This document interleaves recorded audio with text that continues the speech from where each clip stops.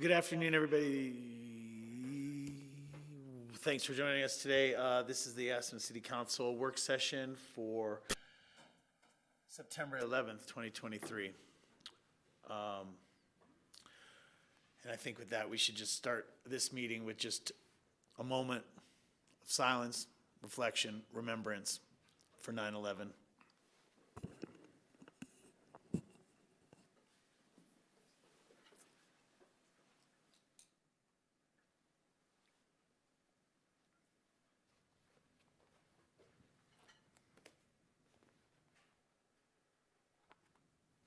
Thank you. First item on our agenda this evening is for board and commission interviews. I think we have two today. And the first one we're going to do is Building Code Board of Appeals, and we have Tom Marshall with us. Tom, do you want to come on up to the...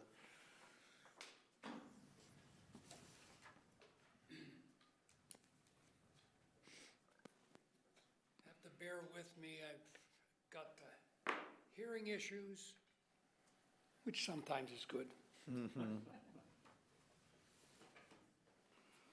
My name is Tom Marshall. I've lived in town for about 60 years. I was a ski bum. Worked in construction all that time, built ski lifts, everything else, hospitals. Most of my long suit is mechanical systems, air conditioning and stuff like that. I'm basically retired, but I still own a part of the business. Well, thank you for coming in. We appreciate it. I beg pardon? I said thank you for being here. Yeah, We I appreciate have to you. bear with me. Yeah, not a problem. I don't have any questions for you at this time. I appreciate you reapplying to serve on this board again. Well, I'm old and I've got time on my hands, and so I'm willing to offer it. Last board I served on was a clean air board. They don't have that anymore. So, any questions? I'll open it up. Ward? No, Tom, I think the first time I met you was, you did the workbenches at Sabatini's back in the 70s. Oh, yeah. Thank you for serving and your willingness to continue to serve. Not a problem. I'm got the time, and it's not a very difficult job, so I'm willing to give my time. Hi, Tom. I just want to say thank you for your willingness to serve, and 60 years in the community and still caring as much as you do is very admirable, so thank you. Thank you. Anything at this side? Yeah, no questions. I've worked with Tom in the past and find him to be a great person and knowledgeable and professional, so I think we're lucky to have him and appreciate your willingness to serve. Okay, I just want to say, really nice to meet you, Tom. And thank you. thanks for being on this board. Hi there.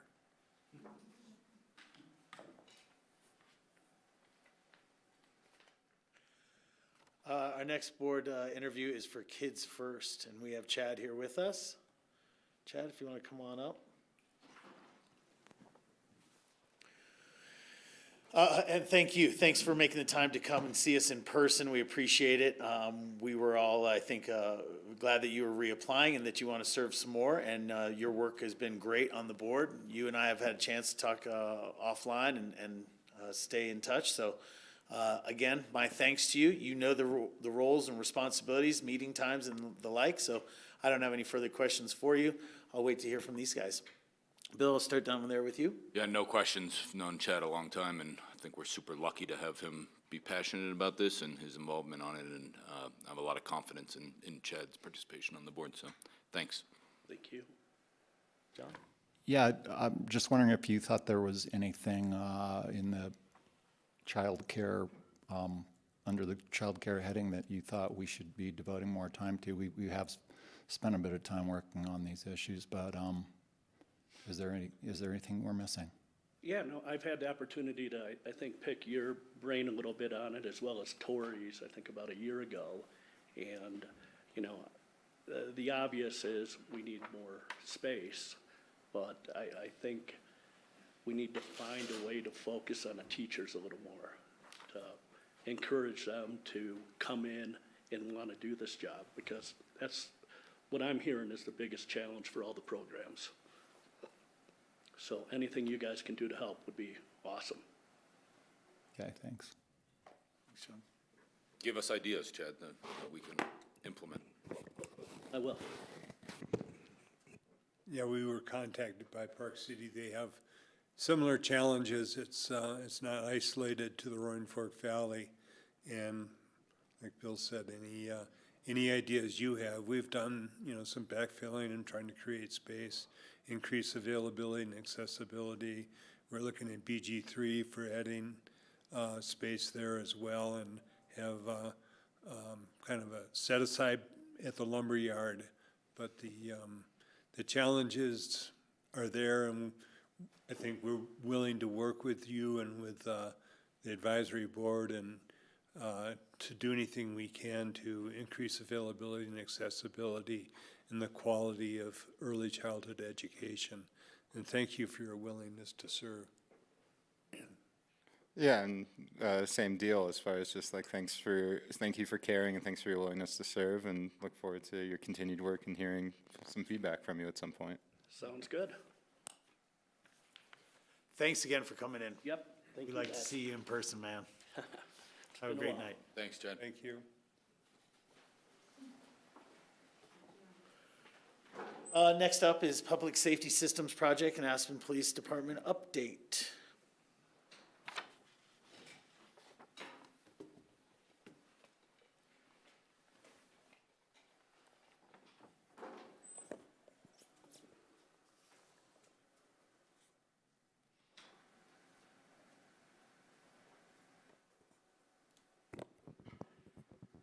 Good afternoon, Mayor Tory and City Council. Thank you for having me here this evening. I'm Kim Ferber, your Chief of Police, and also with me here today to help me drive is Linda.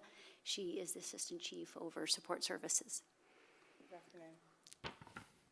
I'd like to start by talking a little bit about a public safety systems project that is forthcoming here in our community. The Pitkin County Regional Emergency Dispatch Center serves law, fire, and also ambulance in the upper Roaring Fork Valley. The Communications Board has recommended upgrade to outdated computer-aided dispatching, records management systems, and jail management systems that are in need of updating pretty extensively. The current system was first implemented in 1996, and like most of you anticipate, it's a fairly antiquated software platform. It was really designed to store data rather than to extract information. In addition, GPS mapping, data analysis, and 911 technologies have significantly advanced and were non-existent during this past time period. The upgrades will upgrade critical technology, enhance efficiency and redundancy, and solidify the 911 center for the next 15 years. Sorry, I thought you were already on the screen. There you go.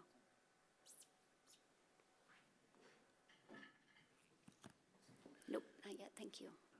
The anticipated project timeline and the impacts to the community, I'm going to touch on just briefly. The COM Board is looking at partnerships with other 911 community regional centers around the area to combine their forces. They're also looking at additional funding sources to include grant funding and also the evaluation of the current E911 surcharge. Depending on the outcomes of looking at these different funding sources, it's anticipated that this upgrade will take place in either 2026 or 2027. I'm going to just step in real quick, Kim. Council, just as a friendly reminder, what the comms board is, so it's short for the communications board. They provide the governance structure over the policies for how the 911 center operates for both emergency and non-emergency. And so they are the, there's an option that could be fully under just the county sheriff. But in the case of the Pitkin County area, there's been an agreement for it to be a shared governance program. And so it has a board that takes actions just like you do to make determinations. They have to do it within the confines of an intergovernmental agreement that was, gosh, it's old. It's been updated a few times, but the concept of a governance of this way has been around here in Pickens County for a couple decades at least.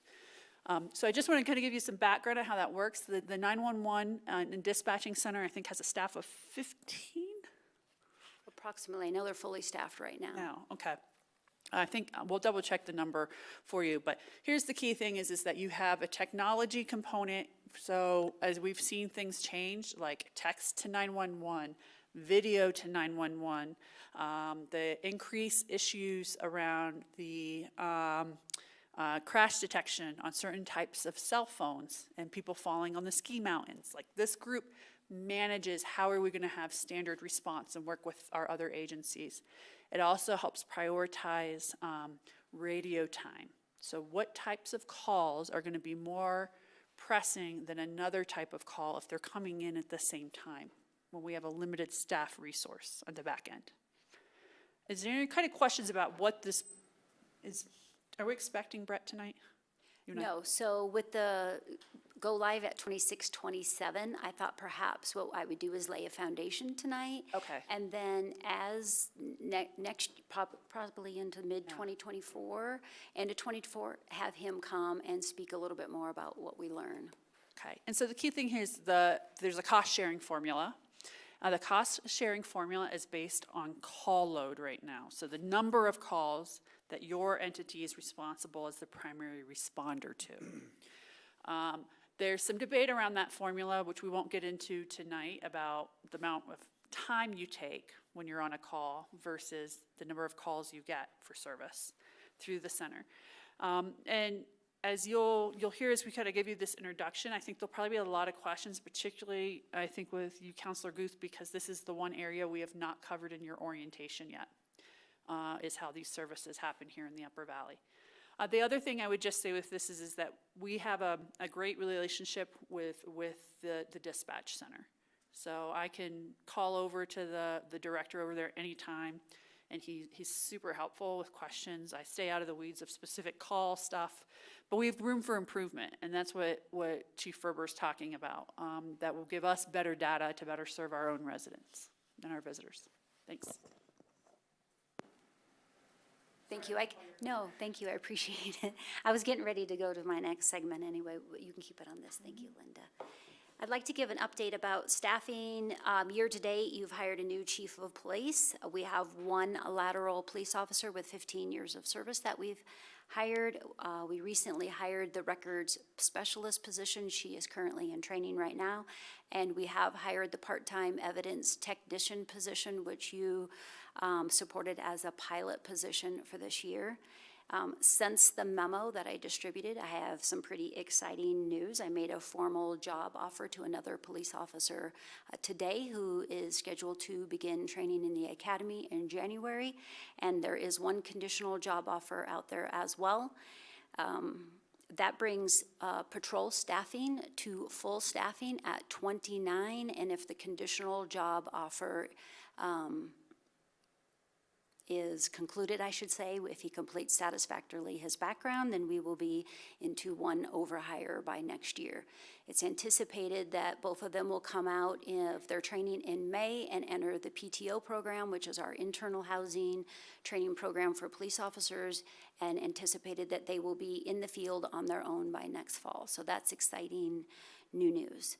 The formal job offer, though, was for one of our internal community response officers, and so while we have 11 professional staff members, that will bring us down to 10. So we will be putting that opening out in the paper, and hopefully we can fill that position as well. So as of today, we would have one vacancy in the police department. It's really good news. I wanted to touch on. Question on that. Yeah, Kim, Yes, sir. Chief Ferber, can you tell us what your housing situation is for employees, for staffing? Do you have adequate housing for all of your officers and your one offer that's out there? We're very fortunate right now in that everyone in our organization has staffing. We do have 3 of our team members that are being staffed over in fire housing, and I anticipate that 2 of them may potentially try to move out of that into a different housing situation this year, and that 1 will stay. The conditional job offer for the police officer candidate is a local person as well. So right now, we're in a very good position in terms of housing for our team. So just to clarify, the relationship with the fire department is that they had more housing units they constructed than they needed for their volunteers. So they have temporarily and graciously allowed some leasing by some of our public safety staff. We don't view that as a long-term solution, and the fire chief's been really clear for us, it's not a long-term solution. And those are rental units? They are rental only. The rental rate is not based on APSHA either. It's a different approach to how they set the rents, which quite frankly are higher than what we would charge those staff in our own program. Thank you, Sarah. We're going to talk a little bit about high visibility efforts. In the community survey, there was a desire to see officers in the CoA in our neighborhoods with high visibility presence both on foot patrols and bicycle patrols. We've been tracking this for quite a while this year. However, we're using a software platform now called SmartForce to track since the beginning of July these efforts. The sergeants have done a phenomenal job deploying our teams in the field to be able to increase and also track these numbers. I'm happy to say that we have average of 1.5 hours a day per officer that are doing high visibility presence in those areas. The software platform that we're using is called SmartForce. It does 2 different things. It really does help us manage our department functions, but it also helps us improve our community policing strategies. You can stay on that one. Thank you, appreciate it. In innovation and enhancements in the organization, one of the things that we're really looking to improve upon is our ability to leverage our technologies. And I'm going to touch on 2 specific areas here. We've been recently partnering with the Pitkin County Sheriff's Office to utilize license plate reader technologies, and we're deploying 2 of these in the field right now. We've had some positive outcomes. I'll touch on 2. Earlier this year, we had a couple of motor vehicle thefts, and we were able to identify a couple of suspects and make arrests, as well as recover these stolen vehicles by the use of the license plate reader technology. The second one is more recently, you may be aware of, we were able to locate a suspect and return a child to their parent based on the utilization of this technology. The second thing that we are doing is I've selected Officer Adriano Menini to become a digital forensics expert. There is no other officer in the Upper Valley that has this training. I've utilized this in the past. It's very successful. It's going to take him approximately 2 years to become an expert in this category. He'll stay in patrol and work his normal duties, but there will be times that he will be gone for up to 2 weeks at a time to be able to gain this training. There's a couple of different things. One, we really want to capture and analyze our digital evidence internally. It saves us a significant amount of time, and as we have a critical incident unfolding quickly, it'll be imperative to have him in our facility being able to provide us some of his forensics on the spot so that we can make very important decisions and move forward on criminal investigations. The second part of that is that while he's going to remain in patrol at this time, he will be able to support the investigations team with some of their major investigations, and also he's going to be able to provide this support to our law enforcement partners in the valley. Could you just elaborate a little bit? What is a digital forensic? Is that cyber crimes, or what exactly is digital forensics? Thank you for the question. In about every crime that we see now, there's some type of digital evidence associated with it. It might be the phone in a suspect's pocket that is doing some background tracking on them, and we have to be able to apply for a search warrant to be able to get to that data. But so the phones are probably where we'll utilize it the most, but it also includes tablets, computers, the license plate readers, and any other technologies of that sort that he will be able to have some special equipment and knowledge to be able to delve inside that information and give us some information outside of it. Oftentimes, mapping is included in that and becomes really valuable when somebody says they weren't present at the crime, but their digital media says otherwise. Are the laws keeping up with, like, right to privacy, Fourth Amendment, and digital metadata? No, I think they're more stringent than they have been. The courts are looking at the warrants very, very closely. They want very, very specific information that we're seeking, and they want to make sure that we're limiting our requests solely only to that which will help us in the solving of the crime, rather than expanding out where we may be looking at things that aren't relevant. So the courts are monitoring that very closely. Thank you. Thank you. Detective Lauren Turner also spent a significant amount of time this year standardizing our evidence processes, which are really important in terms of our agency's liability. And it has resulted in 100% accuracy in some of our recent evidence audits. This is really positive. She did some phenomenal work here.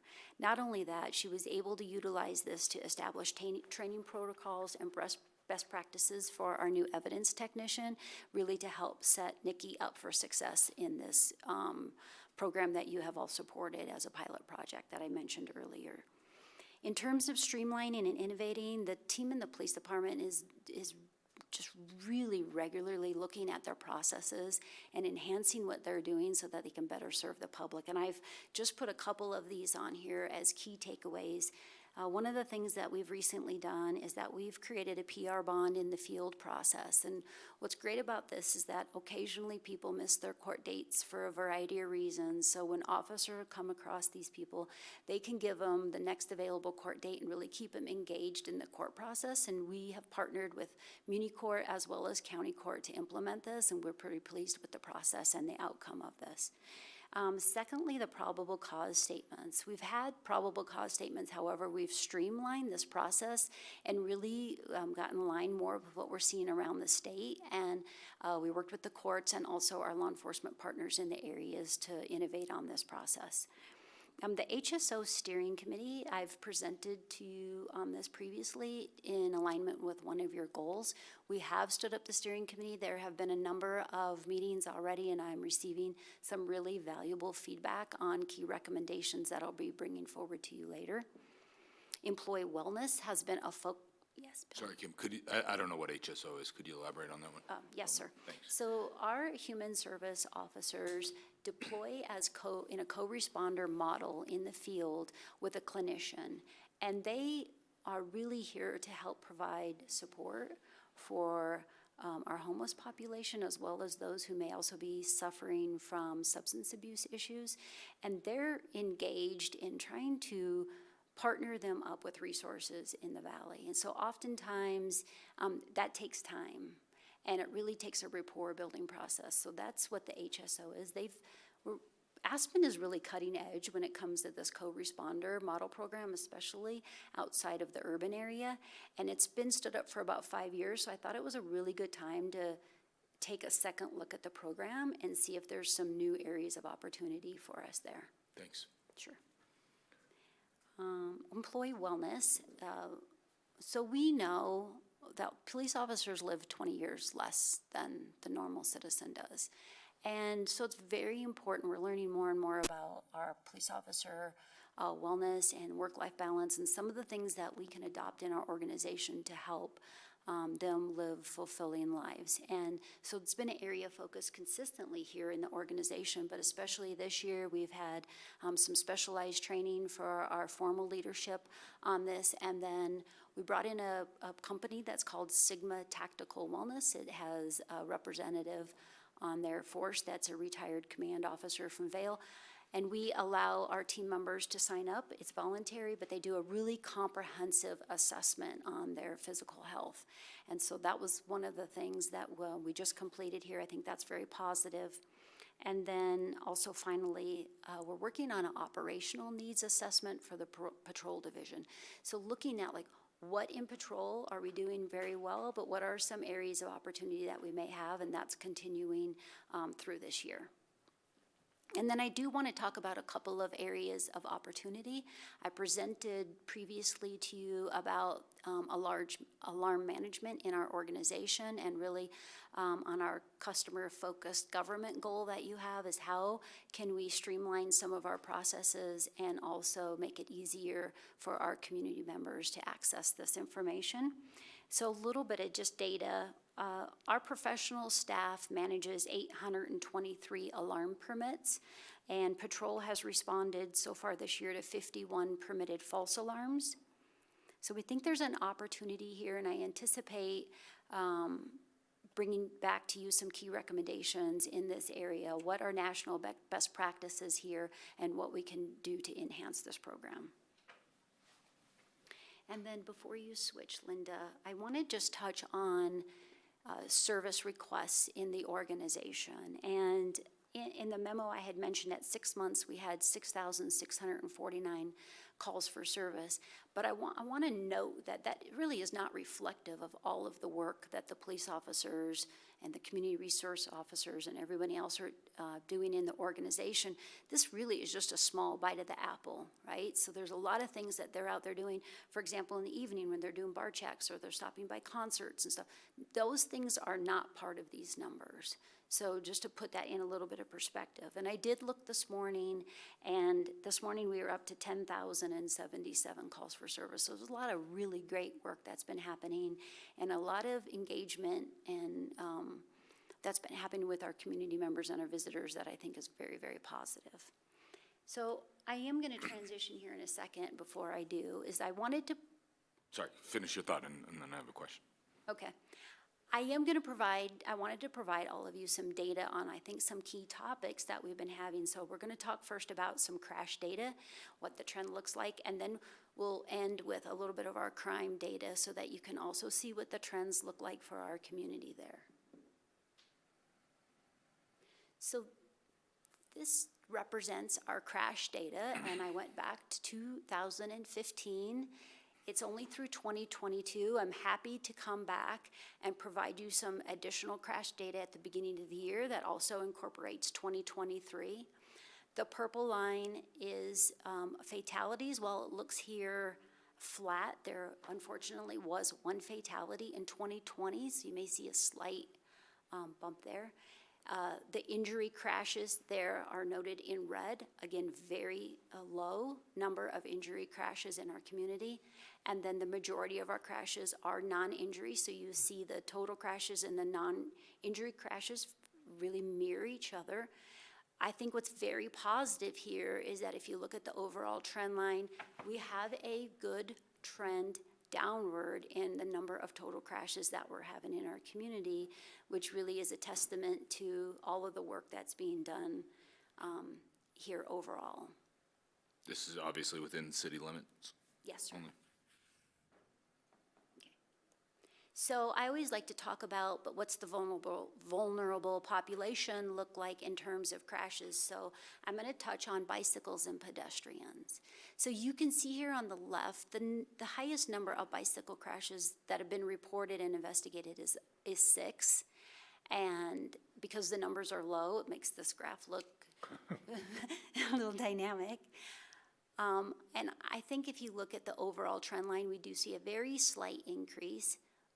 And the positive about that is that the city, the community, and the police department are really focused right now on bicycle education and safety in this community. And I think the graph speaks to the fact that we've identified and we're doing good work in this area, and it's an area that we can continue to improve upon. And these numbers are derived from bike crashes that the APD responds to? Yes, so these are only the ones that are reported and investigated by us. So there could be unreported. When you and I had that head-on that we didn't call the cops about, we didn't call the report cops. that. You made me on the spot. It was worth it. Well, I'll maybe come back to that. I got a question. And then I wanted to touch on the pedestrian. And so we can see that in 2 years since 2015 again, that there have been up to 9 that we have crashes that we have investigated involving pedestrians. But you can see here that there has been a lot of very positive work that's happened across the city, the police department, and the community here, and there's a good downward trend in the number of pedestrian crashes, so that's a very positive takeaway. And then finally, I've narrowed the scope here. We're looking at crime data from 2019 to 2023. This is year to date. In green, we have property crime. In the red, we have crimes against persons. And then in the yellow, we have the total crime. You can see that our crimes against persons here in the community are very low. And so again, you're gonna see your property crime and your total crime are mirroring each other closely. But another positive here is that we have a very good downward trend in our the crimes that are happening here within the city. And while it looks flat, the crimes against persons, I believe, does have a very, very slight downward trend as well. And so I think, again, these are all positive. I think this speaks to the support that we have from the community with the police department and our community policing model and its effectiveness here in our community. I'd like to thank you for your time, and I'm happy to answer any other additional questions. Go ahead, sir. Thanks. I just want to jump in, Council. When you see the budget released at the end of this month with my recommendations, I am recommending you add 1 full-time patrol officer to give a little flexibility. While there still needs to be the full analysis of patrol, some of the preliminary information I'm hearing back would indicate that there is a resource need there that we can address more quickly. Thanks. Bill? Thanks. Kim and Linda, thank you for all you do. I'm just like so grateful for the approach that you have towards policing in our community, and I mean, my interactions with your staff are just always wonderful, and I'm really appreciative of that. Thank you. On the alarm process, I wanted to understand a little bit about like what the issue is. What's the problem statement? Totally respect that we're probably not keeping up with standards, but what's the issue? Probably the most significant issue right now, or the question we have to ask, is we have a pretty outdated ordinance on it. You know, across the nation, most jurisdictions are no longer managing alarm systems because they have alarm companies. So that's one thing that we're looking at, is that the support and the direction that we want to continue to go. And the other major piece of it is, if we do, we need to move to a model where we can accept payment online. So right now they're handling checks. And so that creates a lot of work time for employees, and it's not the safest way to collect monies anymore, and it's a lot of work for our community members. Sure. Of what percentage of alarm systems in the city limits do you think you are permitting right now? That's a good question. I don't know that I want to. Because what would you say, 890 something permits? Yeah, I think there's probably pretty high compliance. I really do. Because the way that really we would find out, right, is that somebody has an alarm go off, a false alarm, they notify the 911 center, who then has an officer respond, and then they're gonna look up to see, was that in our system, and if not, they're gonna be following up with So that. yeah, what happens right now? If an alarm goes off, they don't have an alarm permit, what's the recourse? We will respond. You will respond to it, but do they get a letter saying you don't have a permit, you have a fine, what happens? So currently, if it's a non-permitted alarm, as long as it's not glass breakage, any type of emergency burglary, or medical alarms, we do not respond. And if they are not permitted, we leave it as that. So the only ones that we are responding is for permitted alarms. But what is important to understand is that we still will respond if there's any criminal activity or an emergency happening in that residence. Got it. Okay, thanks. I look forward to learning more on that. You know, obviously, the online payment's a no-brainer, and I think you should be compensated for that service that you're providing. I have no idea what the compliance rate, I don't have a sense on that, on permitting alarms is. I think there's probably a lot of people who don't know they need a permit for the alarm. Possibly true. My guess, Yes, but sir. I don't know. Any sort of like bigger picture, long-range goals that you're hoping to implement that aren't near-term things that you talked about today? Yeah, I would say the biggest thing, and I tried to touch on it, was really leveraging our technology on our investigations. There really is an increase in the court system, and to be able to get a successful prosecution is, they really want to have specific evidence, and wherein that lies mostly is in digital type evidence. So that is a long-term program. Some of the other internal things that we're looking on is the operational needs assessment that I touched on. There are some equipment needs, and also, again, on that technology aspect. So we're looking at, for example, like being able to do aerial photography and some other things that will help us on critical incident management. And then Assistant Chief Bill Lynn is working on the modeling right now for, they're doing it right now for fire response and fire mitigation. However, I would really like to utilize that more for critical incident management and thinking. And so that's forthcoming. And then the other thing, which Sarah alluded to, is utilizing my past experience and really delving into data analysis, which we've not done in the past. And so we're really, Linda's been helping me on this. We're really working on, like, what does our data look like? How are we deploying our resources, and are they adequate? And I would suggest that right now, at least, based on our service requests and needs and the level of service we want to provide to the community, is that we need to increase our staffing in terms of patrol. We have a pretty good support system in the department for others, but we need to increase our patrol staffing. It's not only to meet the community needs, but for the safety of the personnel that we have right now. So I have limited staffing on it certain periods of time. It's very concerning to me. Thanks. What role is your department playing in, I'm not sure what the right terminology is, incident management, wildfire scenarios? What's your role in that? We're very involved in the incident management side of the house. Sergeant Mike Tracy is one of the leads in that. And we also have a couple of our other members in the organization that are trained in the liaison position and some of the other support positions. We stand up incident command, at least locally, for the city. For example, like we did for the 4th of July event, and which it's a pretty comprehensive event, just the preparation, and then, of course, being able to respond quickly if we would have some type of an incident. But we also work closely with Pitkin County Sheriff's Office. We also have ambulance and a number of other people who are ready to stand up the IMT at the county level to support all of us should we have a major critical incident. And what do we need to be thinking about, and what do we need to be doing? Where are our weak points? Wildfire, I think, is on everyone's mind, given the recent Lahaina events.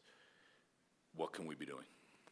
I think the most important thing we're doing right now, and I would have invited Assistant Chief Bill Lynn, but he's on vacation right now, but he's really taking the lead on this and has been the lead contact in terms of the wildlife management. And I think the most important task that they're doing right now is they're doing some modeling on the length of time it's going to take to evacuate the city based on everything that we know. What are the number of beds we have? What is the service levels here? So that's sort of the platform. Now, what I've been speaking to Assistant Chief Bill Lynn about also, though, is that I think that we can utilize that for critical incident management in terms of if we know how long it's going to take, then we need to start to identify extraction points, correct? So that was rhetorical, sorry. But we do need to have a conversation about where are secondary points that we are going to be directing our populace to, and how are they going to get there? And we need to be thinking about, we need to plan for the most critical time. So for example, in January, if that's our coldest month, right, we're going to plan for January, and anything beyond that will look a little bit differently. So for example, I have seen some of the plans that said we'll go to the golf course. I think that's a really good plan, but not in January. So we are starting to look at, like, what are some of the infrastructures in place where we can say if we have critical incident management versus just fire, where are we gonna direct people depending on what location it's gonna happen in the city? And so it may be like looking at setting up internally some zones where then we can start to like educate out. One of the challenges we have here is we can push out this education model, but we have so many visitors that it's not just about educating our locals, it's about how do we put something in place to help our visitors also go to those evacuation points. And then as a community, a greater community, is then how do we support them once we get there? And so those are some of the conversations that we're having. And I know there's been a lot of work that's already been done on this, but something that I'm starting to try to give some of my expertise in as well. Yeah, I think without knowing all the specifics of what we do have in place and what you are working on, I'm concerned we're not prepared enough. And so I'm supportive of more work on Appreciate this. And you know, one particular element that comes to mind is like, how do we notify people that they need to evacuate and to where? You know, given our transient population, we don't have citywide alarms like they might have in a tsunami area. I know we have the text message thing, which is great, but like, there's a lot of people who are here on vacation who certainly aren't signed up for that. I don't know if there's like some way around that or not, but I think there's like a community education component also for all of us, people who work in our tourism-facing facilities, all of us as locals. Like, I honestly didn't think about where I would take my family in the event of a wildfire until that recent fire talk that happened right after Lahaina. I think the whole community needs to be thinking about that and making a plan, and it's not just fire, but I think these are real threats that we face, and yeah, we're not going to evacuate every car in Aspen in a timely fashion ever. Like, that's not going to happen given our geographical restrictions. So what can we do to keep people safe and save the most lives possible? How can we prepare people in advance? I think we play an important role in that, and I'm really supportive of doing more work in that regard. Thank you. One thing I would like to touch on is that we do have capabilities right now that we can geofence an area, and we can put an alert out through that 911 center that we spoke about earlier. So anybody who has phone technology, who is either entering that geofence or is inside that geofence, we can send them alerts to their phone in case of emergency. And it's a technology that is used very often in the Denver metro area where I come from, in terms of we'll have a critical incident very closely to a school, and we want to make sure that we are putting lockdown measures in the schools. We have that same technology here, so that if that helps alleviate some of that question that you have for alerts. But I do hear what you're saying about you support more effort in that area. Yeah, I don't know if that sentiment is shared with the others or not, but it's definitely something I've been thinking about a lot lately. We'll go over more of this in your individual orientation to this topic, but I think the key is to remember this is a waterfall system.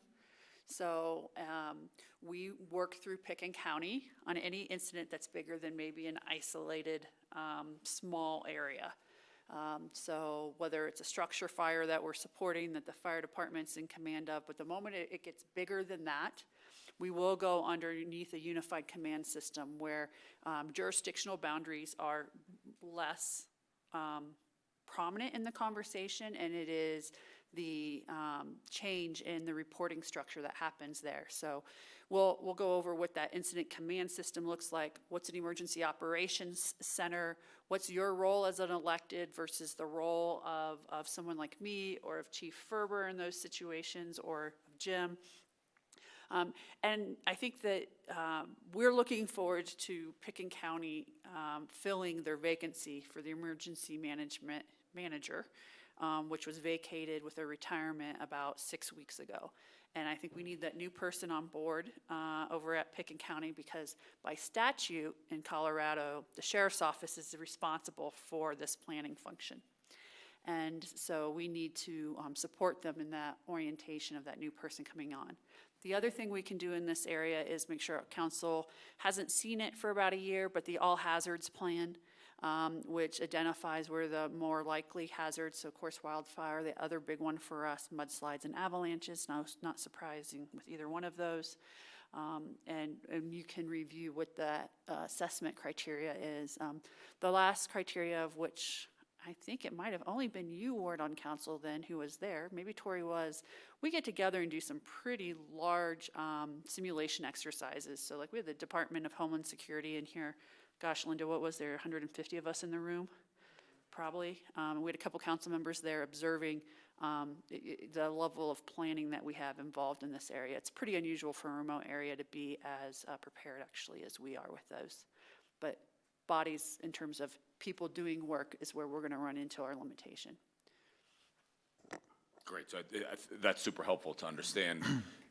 I guess it reinforces my statement that there's an educational component that probably falls to us more than, or probably will get done more effectively by us than the county, particularly when it comes to staff in hotels, staff in restaurants, us as community members.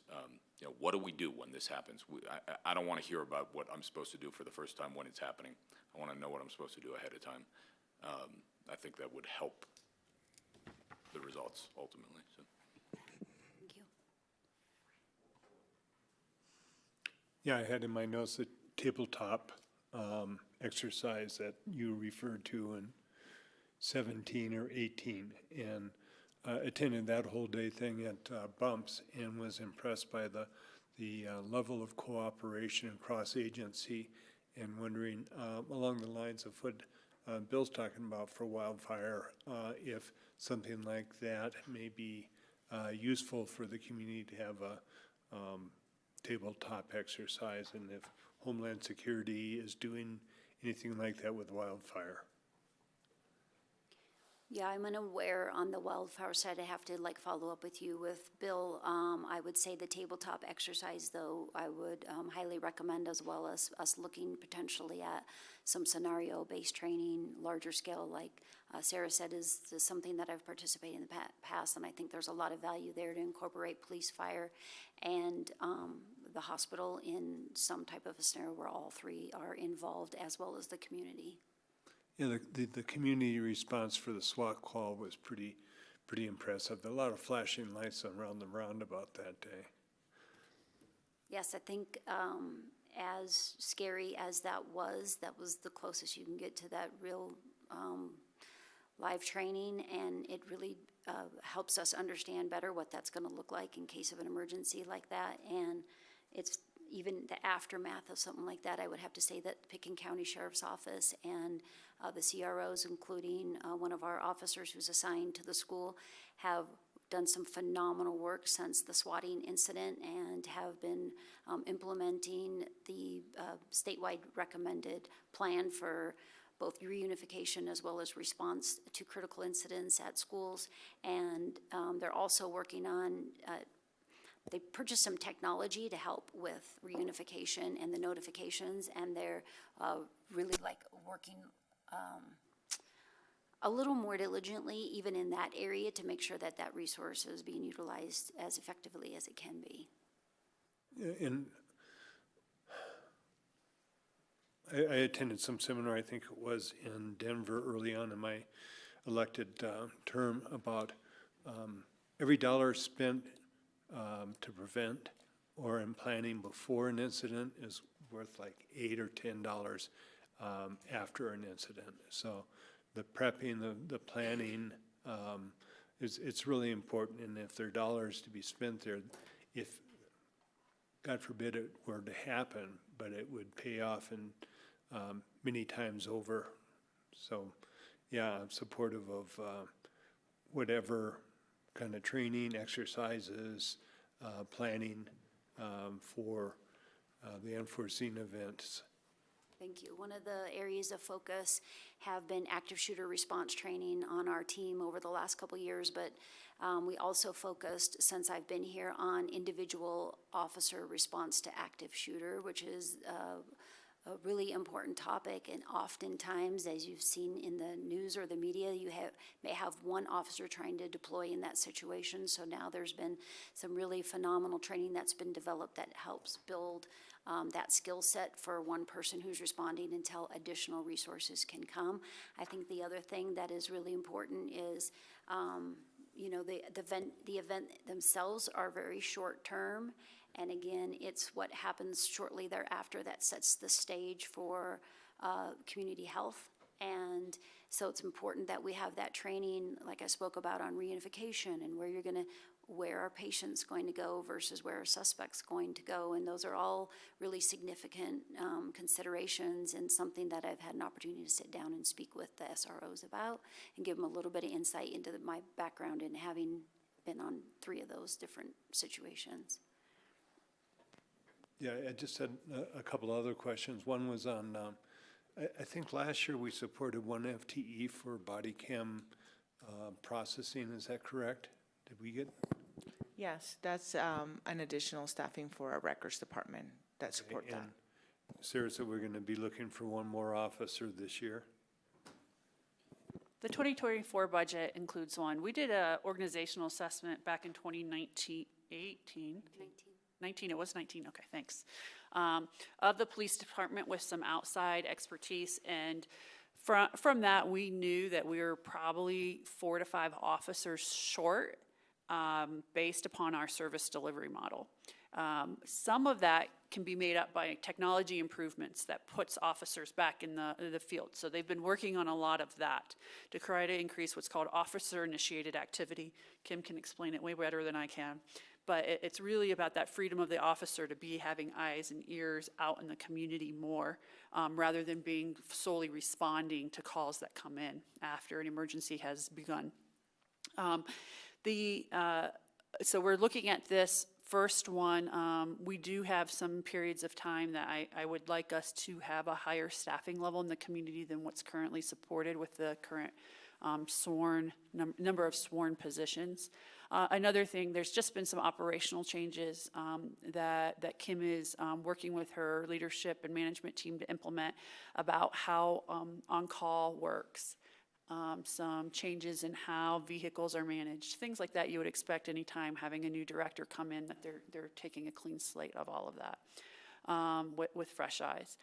The additional, so what I'm hinting to you at is 24, I'm asking for 1. I'm going to be looking at whether that's really enough in the 25 budget and beyond. Okay. Yeah, I think our councils in the past have always been fully supportive of the police department's funding needs. And just for the record, all of those false alarms, all of those responses to alarms are charged to the alarm company. So it is revenue neutral to the police department, isn't that correct?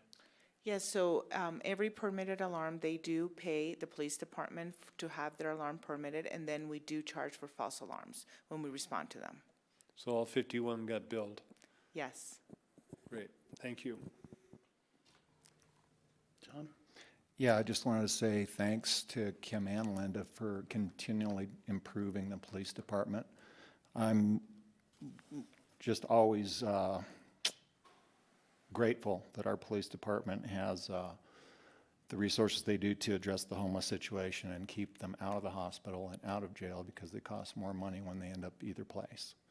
And I'm also, I think it's important to stay ahead of the game with this, I forget which he's called, or she, digital preservation officer. I'm aware of 2 recent murder cases, the one in northern Idaho and the Gilgo Beach murders in Long Island, that are both perpetrators were apprehended using primarily digital technology from telephones and security systems. So I appreciate your efforts in this department. Thanks. Thank you. Appreciate your support in that area. I think that's going to be a critical implementation in our organization, really a great asset for us. Lastly, I just want to say thank you for everything the police department does and all the work that you presented today. It's really impressive. The one stat, and we sort of spoke about this in emails previously, is I was just wondering the run-ins, or any stats you could provide with the homeless population. Anecdotally and through my own set of eyes, I've seen an increase in homeless this summer out and about in downtown. And with that, I'm just wondering if you see an increase from a police point of view, and then asking if there's anything that we could do from a city council perspective to help with that situation. I also have talked with Sarah about this and some things that Picken County is or is not doing, but that's something that is of concern to me and other citizens I know, especially in Connor Park behind the Armory, where there seems to be a gathering of homeless population. Yeah, and talking with some of my colleagues about the homeless situation before my arrival and then since, is they said that we have had a slight increase this summer, which they said is pretty consistent with what we would see every summer, and then it tends to have a little bit of a decrease over the winter. There has been an increase in use over in Connor Park that you were speaking of. We've done some internal processes to try to manage them over there, and we have been doing some rapport building. I think by and large, this is a compliant group of homeless population that we have here. We have very low numbers. While I couldn't provide you the exact number right now, I would say 20 or less. One of the issues that what we're having, but we're working with our other department members and also other staff to include the city attorney's office, is you know, we can address the situation in Connor Park, but it displaces it, right? And so they have moved from Connor Park, and then they will move to another area where they may be displaced by another law enforcement agency or another arm of the city. And then so they're kind of like moving around, which this is pretty normal, right, that you would see in a city. So that's one of the challenges right now, is that we want to have voluntary compliance, that they're not committing any crimes, and if they are committing crimes and we've warned them, we are issuing summonses on those. But I think by and large, when we check on them regularly, they're being compliant, and most of them are in a situation where they are homeless right now and they are job seekers, and we are doing our best to try to connect them to resources. And the job seeking aspect, is that why it seems that they're coming to Aspen? Or Many of them that I've talked to have lived in Aspen for a long time, and so this is their home, and they want to stay here. And even having a conversation with them perhaps about employment here, but housing opportunities down valley, they don't have much of an interest in that, honestly. They want to be here, they want to be in the community, and some want to be voluntarily homeless and not work. And that's the reality of the situation. And it's somewhat of a culture in that group, and they support each other, and this is the lifestyle that they want to live. Our focus really is on building rapport with them and encouraging them and continuing to help encourage them to find stability and resources that they might need. And I just wanted to say, I think the police department does exactly the right thing when it comes to the homeless population. I would just ask again if there was anything that we could do on the city council side to help with the situation, whether we can help house, whether we can help find work, or we can help with some that are not as friendly, what we can do in that situation as well. So Thank you. I appreciate that. Yeah, thank you. I think you'll see an ordinance perhaps forthcoming in the near future, and then I think it's a good time to have another conversation about why we would request this ordinance change and some of our concerns around, for example, being in the parks after dark, and some of the other concerns that we have more in terms of committing crime under the color of darkness and stuff. I appreciate that. Thank you. Can I add to that if you're finished? I want to be careful with my words here, and I'm certainly not saying that we aren't getting this right now, but I wanted to express my concern that with some of, I think the term was HSO that you explained to me Yes, sir. previously, so some of those efforts and some of the delicate efforts that you're doing in trying to assist people versus less of a hard touch again, I don't know the industry terms, but I don't want us to end up like San Francisco. I think that illegal activities do need to be enforced. And just because someone is homeless does not mean that they should be able to get away with things. Again, I'm not saying that this is not, that it's any different than what's happening right now. I'm sorry, I'm not saying that is happening right now. But I don't want us to get to a point where compassion trumps a safe, pleasant community. Yeah, I appreciate that, and it's a very challenging topic, and it's challenging for law enforcement, and while law enforcement tends to be the first responders, it's not necessarily a law enforcement problem, except for what you're articulating, and we've been very clear where we have provided a lot of education, and we've provided a lot of warnings. If we see violations in the park, we're citing those, and we're taking enforcement action, and that's when I spoke about compliance. Most of them then they are complying and they are responding to that. And so we are definitely approaching it in a compassionate way, but also we are here to make sure that the parks are safe and that they're conducting themselves accordingly in the parks when they choose to be there, no different than we would want from any community member. Perfect, thank you.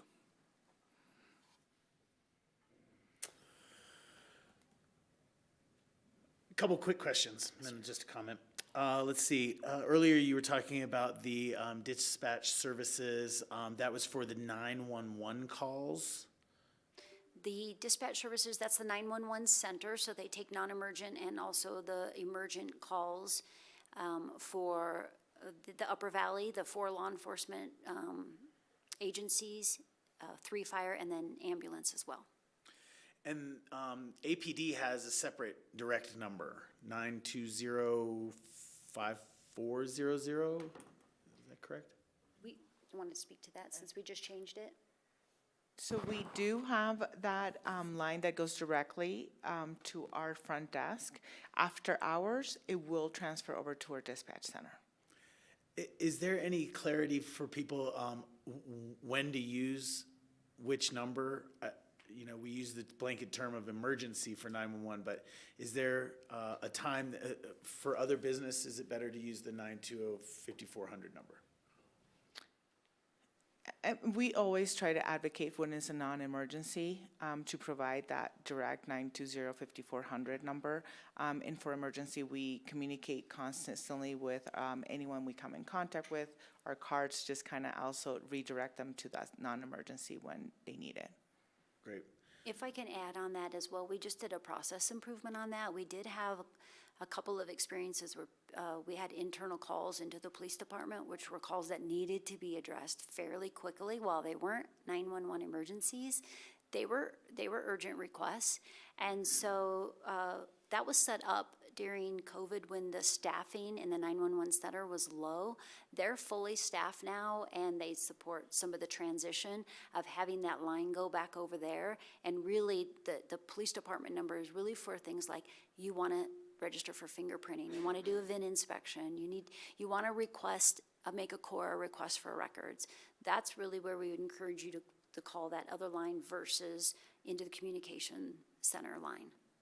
Thank you so much for that.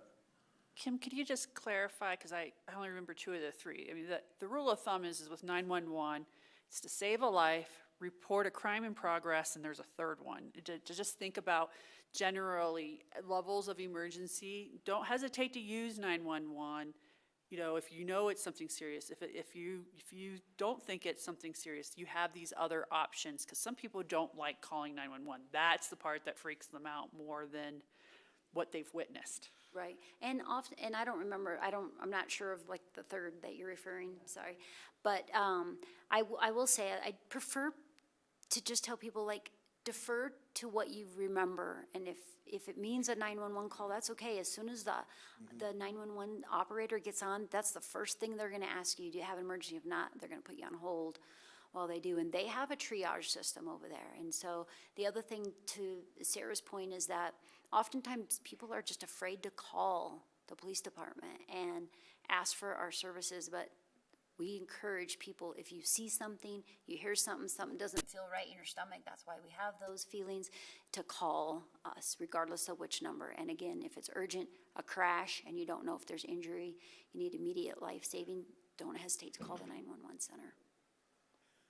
My other question is about e-bikes. You know, just in the last couple years, we've seen bicycles go to pedal assist, and then there's 3 different levels of e-bikes. What are out there now are basically scooters, and I'm just wondering, do we feel like in the near future we're going to need to identify what bikes are appropriate where and the like? I'm really coming at this from more of a public safety issue than traffic safety. Yes. But so We just had this conversation earlier today that the team has been witnessing, as all of you probably have as well, is concern for some of the community members who are potentially renting these. Children are using them. They don't have safety glasses. They're not wearing helmets. They can go up to 30 miles an hour on these. A crash at 30 miles an hour can produce some very, very serious injuries. And so we are having respectfully those conversations inside and need to start to probably have a little clearer dialogue about where we want to go as a community in this direction.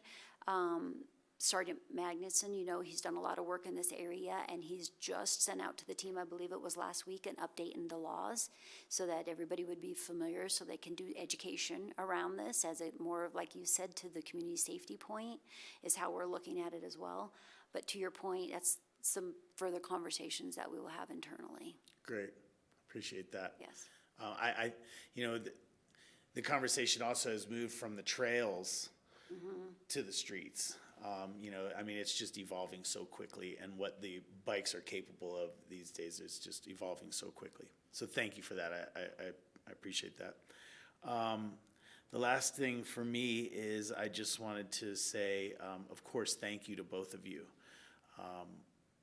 It's very apparent that you have been working very hard getting up to speed on a lot of the different facets of the APD. And that in turns mean that, Linda, you've been working very hard getting her up to that speed. So I want to just recognize both of you for showing up today with just a ton of knowledge and information for us. So I thank you both. Thank you. Thank you. Any other comments from council members this evening? John? Just one quick one. I did happen to ride out to the high school today with my daughter, and I know this happens at the schools, but I think it might be time to do it again. I was passed by e-bikes, dozens of them, on my way out there, and I was going at a pretty good clip, and not one of them said on your left, not one of them had a bell, and these are local kids that should know better. Otherwise, I was pleased to see that the traffic was moving, not sitting still, and there were a lot of kids on bikes. Yes. Thank you. Have anything else? Thanks for your a time. little more presence in the West End. It's been noticed by a lot of West End residents and appreciated. Yep, our pleasure.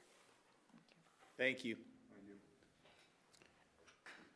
We have another item on our agenda this evening, and this is a discussion around some temporary use permitting and items that I'm sure we're going to be seeing soon. Counselors, while they set up, I just wanted to let you into, we have an outstanding request for about a month now with Picken County Human Services for an update on the transitional housing and housing continuum. At this point, they're working through some personnel issues to get that arranged. But we've asked them to come in and share more about what their strategies are for dealing with this on a countywide basis. Thanks.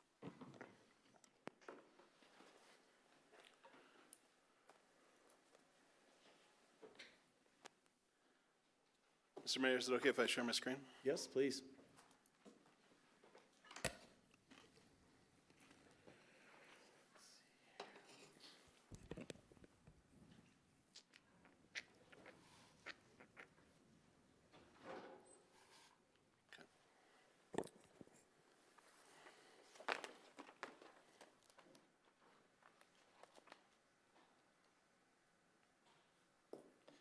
Mr. Mayor and Council, thank you for your time this afternoon.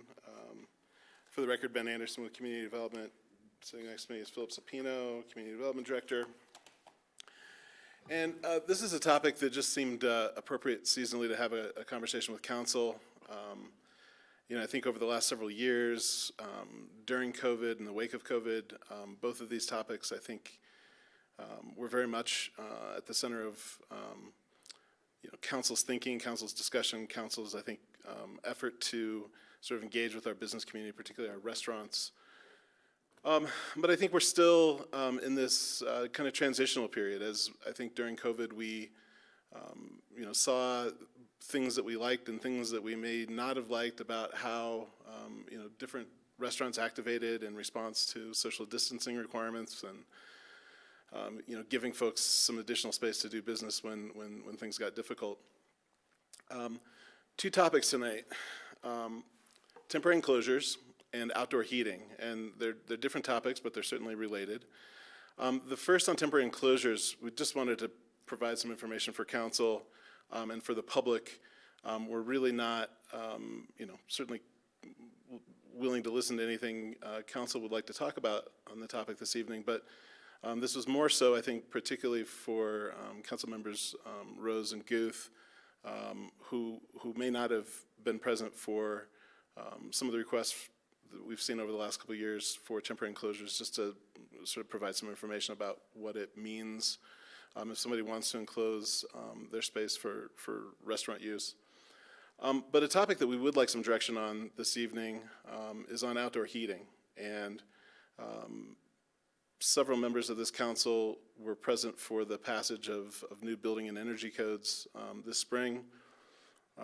And as we have seen how those roll out related to heating of outdoor patio spaces, particularly related to restaurants, this is not just a wintertime activity. I think if you were to go around town right now, you'll see these as pretty prevalent presences sort of across our restaurant community particularly.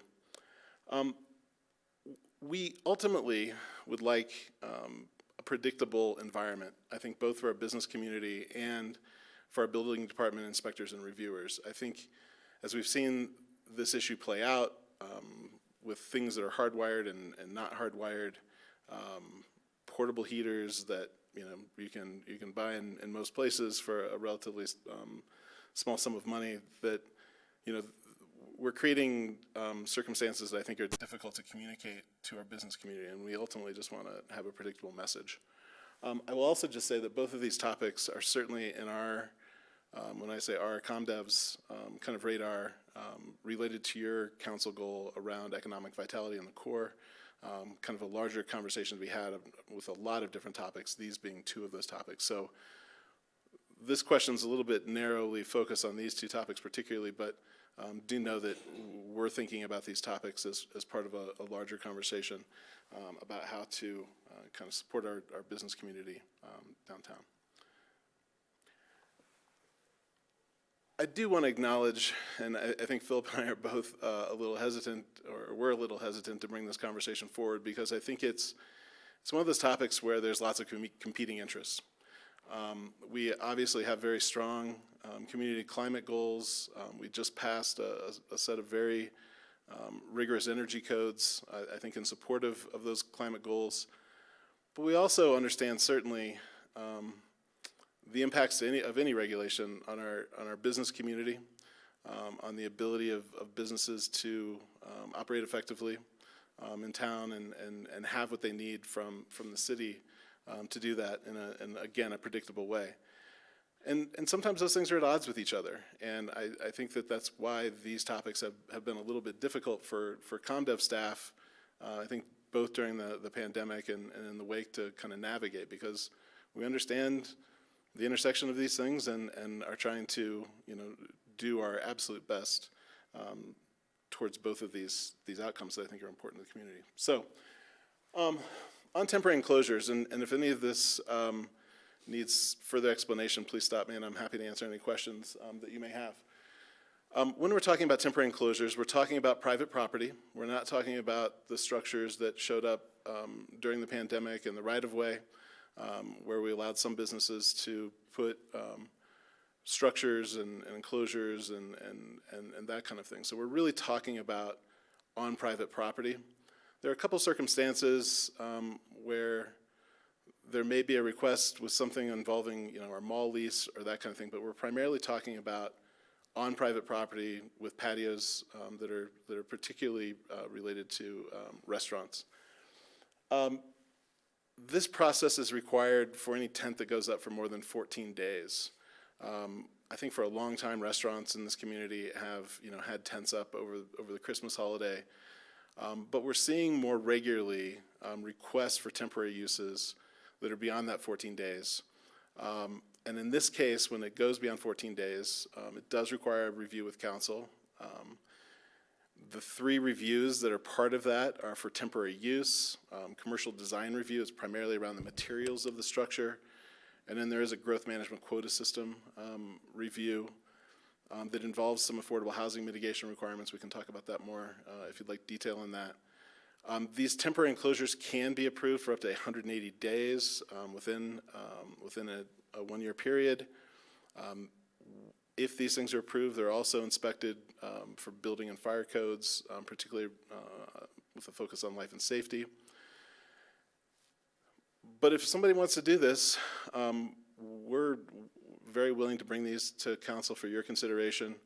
And if you hear from folks in the restaurant community, if you hear from other members of the community have questions about this, please have them get a hold of our planner of the day service, either through the Gmail account or our phone number there, 429-2764, and we can get them on the right path for whatever reviews they might need.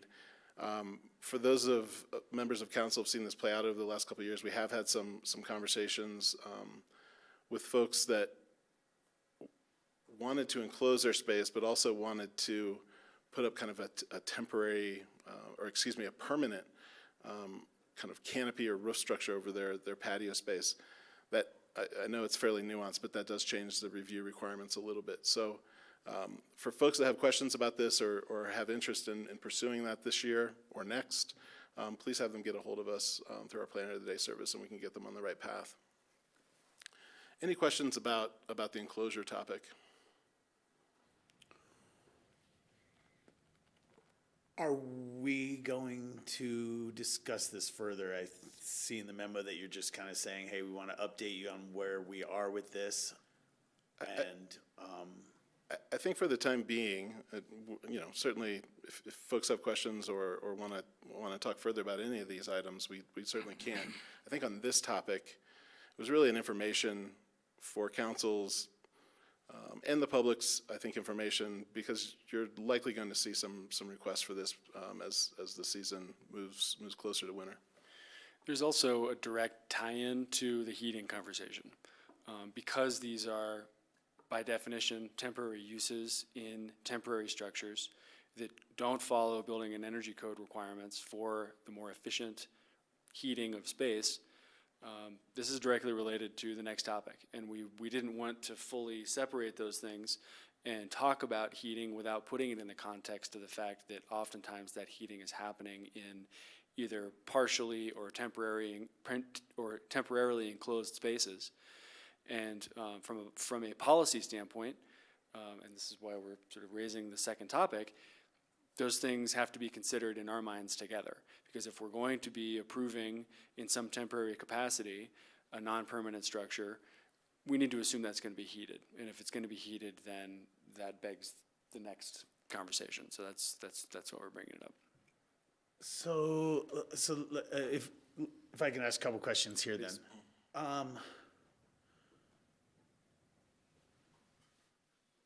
Casa D'Angelo used to be Pinions. I believe on their second floor, and out they have a patio, and I think that they tent it in the winters. They did during the pandemic. They did. They did, from my understanding, and I could get confirmation at a later date. I don't believe that they did a formal request last year to enclose that space on the patio. But I think in the previous 2 winter seasons, when I think their internal restaurant capacity was so diminished, I think that they did have that space tented. I don't believe that they did last winter. Okay. Butella. Same situation, second floor patio, and I think that they enclosed. I don't know if they will again. I guess part of the reason I'm asking is because I'm just trying to think where these happen and where, if there's certain comfort level for different locations and that kind of thing. I personally am supportive of it. I like people being able to make use of it. And I'm just trying to figure out if there's a better process or different timeframes, regulations, et cetera, that we'd be interested in applying. But I'll wait for this next conversation. Well, please go ahead. I was just going to say, I think that that's exactly how we're thinking about this. I think that, you know, the rules that we have in place on this topic particularly have been around for some time now. They were built essentially for kind of nonprofits or country clubs or big hotels that regularly hold weddings and are putting up tents throughout the course of the year. That's what these regulations were really put in place to deal with. Yeah. I do think that, Less. you know, I think there was some interest in it prior to the pandemic, but it was limited to a few spaces around town. And I think during the pandemic, and then, you know, in the wake of things, I think restaurants understood the value of these spaces, right? And I think made a lot of restaurants more viable long-term. But I do think that these rules that we apply to this, I think, are of a period in time where these things were discouraged, and discouraged very significantly. And so I think we do want to have this conversation about these kind of more holistically about what it means to kind of support our business community, more specifically our restaurant community, if there is different thinking in the community about these kinds of uses. And so we do see this conversation about these things specifically and any potential code changes being part of that larger conversation around economic vitality, commercial vitality, kind of in support of council goal. But it's a bigger conversation, I think. Two points. One, this is another area where materials and structures have evolved in just even the last 5 years. You know, it used to be that people would they'd be like, no, I don't want a tent up except for that wedding weekend because I can't really use it. But these days, they're able to, and along with the heating that they're able to do, they're more widely used, I think. Staff absolutely agrees with that assessment, that the technology has driven changes in the way that it's deployed that these regulations are not totally responsive to. And then my other question here would be, so the process now, 14-day use, can get that done administratively. Greater than 14 comes to council. In that, there's an affordable housing mitigation. Let's say somebody wants 180 days. There's a housing mitigation that through the formula would be, so if somebody comes to city council, they will be coming saying, well, they could ask for a waiver, I suppose, but they would be coming in knowing that there's a potential mitigation. They already probably have that note. Okay, great. And just for council's information, the public's information, for a normal size restaurant patio in downtown Aspen, depending on how many days they want to put up and what the exact square footage of the space, I would say it's between $8,000 and $15,000 a year. Yeah, I think I remember those numbers when we were looking at Mezzaluna and perhaps Michola and stuff like that. We have a formula in the land use code that takes our mitigation requirements that are kind of amortized out over 30 years. Yeah. And takes it back the other direction to a per day Yeah. Mitigation requirement. Yeah, and I appreciate that, the work that went into that. Thank you. Those are my questions on these, Bill. Thanks. Thanks, Philip and Ben.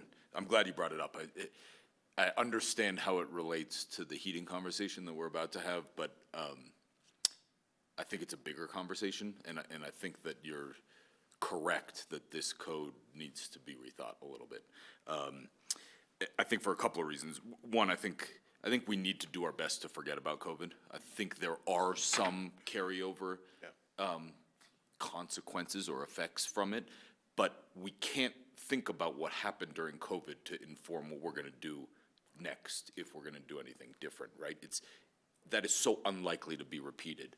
And what I really mean by that is, like, given the choice on a cold winter's night, like, most people don't wanna sit in a tent versus sit inside. Whereas that was different during COVID. You somehow felt safer, as flawed as that thinking may have been. Yeah, that was the thinking that many of us had. So I think as we revisit this, we should try our best to forget about that unique period of time and think about what sort of normalcy is. And where I think that this current code falls the most short is in the difference between a restaurant patio and a tent. And they're two different things in my mind. And what I mean is an attached patio like Betula or like Casa d'Angelo or like Michola is so different to me than like a standalone wedding tent in the courtyard of the Jerome. These are like very different things with very different uses and very different visual impacts. And I don't want to get in the weeds on advocating for one approach versus the other, but I really think we should look at those two things differently. One thing that has always sort of confused and frustrated me is like affordable housing mitigation on a restaurant patio, which you can use without mitigation in the summer, but you suddenly have to mitigate for in the winter, like, just doesn't make sense to me.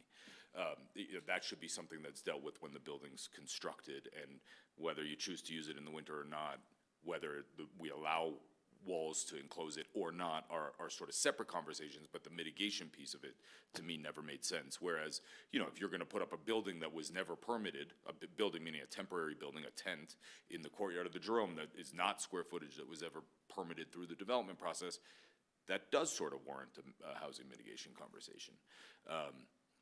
So anyway, I know you don't want to get in the weeds on this today, but I am interested in revisiting this. I think we could make this more streamlined and be more thoughtful about what I think are two fairly distinct, different use cases, and improve transparency for the community and build the vibrancy that I so appreciate in the core. So, As Ben suggested, staff is thinking about this particular topic in the context of the community building and health council goal, how that relates to commercial vitality, the success of our businesses downtown, the quality of the offerings to our residents and visitors downtown. And so as we present this to council in 2024 for potential amendment, it's going to come to you with those sort of policy objectives in mind. So. yeah. I'm glad you mentioned that, Philip. I think we could use this to our advantage in that community building, particularly in the context of restaurants. That may be a leverage tool that we have to incentivize, a use that we feel is missing in the community. So let's keep that. That's something I've been thinking about a lot.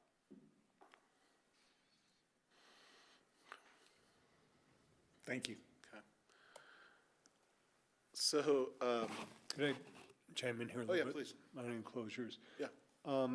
Bill, I disagree with you in some points on COVID, because I think there were a lot of lessons learned from the experience. I think we learned that the community really likes al fresco dining, and I think that usage of right-of-way for dining, I think, is something that we see around the country and around the world, and we saw demand and an appreciation for during COVID, if not only to increase the restaurant seating capacity or try to get it to where it matched with the distancing, but I think a real true appreciation for it. And coming out of COVID, I would like to have a more holistic view and a discussion about usage of the public right-of-way.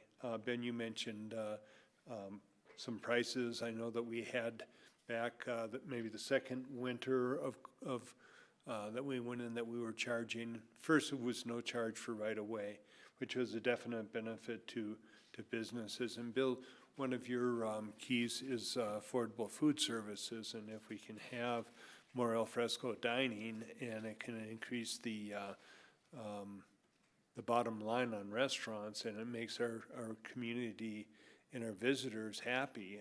I really want to look at that, because as we all travel around the world, we see al fresco dining everywhere, in other mountain towns, other towns in different countries. So and a lesson learned for me out of COVID was that it was really appreciated. So I don't want to go looking at all of the masks and everything else, but there are some things that we can learn from our experience through COVID. And we've got to get a balance of how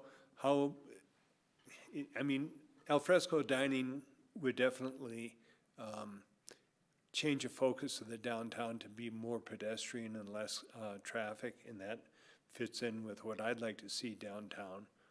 And then the enclosures would be, as Bill mentioned, you know, that in the summertime, courtyard, there's no employee housing mitigation, in the winter there is. So if we can have a consistent and rational look at that whole program, the right-of-way usage, alfresco, mitigation fees that are consistent, not dependent upon the season,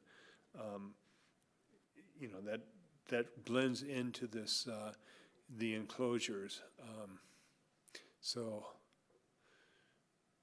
yeah, I think that the enclosures can be good, but it does benefit both the community and the business. But I don't know what it's going to do for the leases of some of the landlords. All of a sudden see that you have an extra 20 tables, and that they may increase you know, they're just, capitalism is a strange animal. Well, I'm not sure what you disagree with me on, Ward. I'm unclear on that. No, you just said that you didn't want to talk about COVID, and I think that and I'm not saying I disagree with you, what I'm saying is that there are lessons to be learned from looking back at COVID. I agree with you, and maybe I should elaborate that using COVID as our only example of what a temporary structure for dining is, or a temporary enclosure, is a mistake. That's what I meant by that. And we should think about it in terms of normal times and what people really prefer, and what will happen in normal times versus what happened during COVID. And I was specifically talking about on private property and not in the right-of-way. That's what most of this code relates to. So, you know, the stuff that we saw in the right-of-way was highly unusual, I think, and there definitely were some great elements of it, and I'm a big proponent of outdoor dining. It's pretty common throughout the country. That's great. I mean, I had a restaurant in town, and we did some pretty unique outdoor dining there.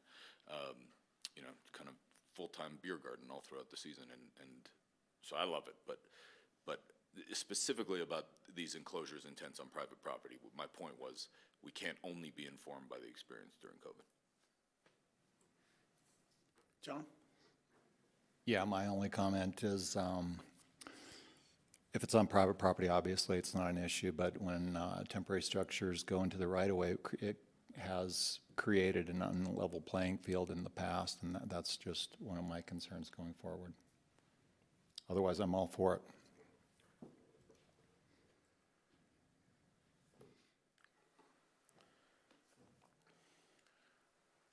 I think for staff, the topic that raises a little bit more difficulty for us is this topic.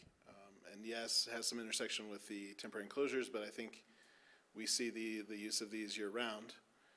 And, you know, in showing these photos, some of them might start to look recognizable. I just want to say that none of these businesses are doing anything wrong. They're fully playing by the rules and are doing things that every business sort of across the country is doing in response to the interests of their consumers, and making their consumers feel welcomed and comfortable when they're eating at the dining. And so I think that by bringing up this topic, please don't think that we're sort of being critical of the folks that are using any of these technologies that are up on the screen.